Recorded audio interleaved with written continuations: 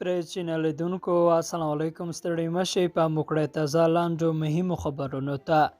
تاجکستان افغانستان ته د بشري مرستو په ترانزیت کې همکاري کوي. تاجکستان یو ځل بیا ویلي چې افغانستان ته د بشر دوستانه مرستو په ترانزیت کې همکاري کوي. په روسیه کې د تاجکستان سفیر د افغانستان لپاره د اروپایي ټولنې له اساسي سره کتلي دي.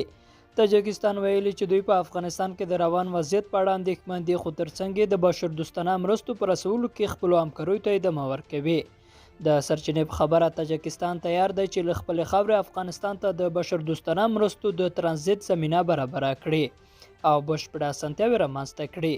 تر دې وړاندې د تاجکستان ولسمشر امام علي رحمان هم ویلي و چې افغانستان ته د بشر دوستانه مرستو په رسولو کې همکاري کوي. بل ورته ویلسن مرکز وایي پر افغانستان به د هند او پاکستان سیالي ډیره شي. ښایي د افغانستان پر سر د هند او پاکستان سیالي ډیره شي. د ویلسن څیړنیز مرکز مرستیال مایکل ګوګلمن په یوه مرکه کې ویلي هند هڅه کوي په افغانستان کې خپله ګټه خوندي کړي، خو پر دې ډاډه دی چې پاکستان به د دې چارې موقع ورنه کړي. ګوګلمن وایي د دې احتمال شته چې د افغانستان پر سر د هند او پاکستان ناندرۍ او سیالۍ په نړیواله کچه ډیرې شي او هر یو به د خپلو ګټو لپاره غږ اوچتوي.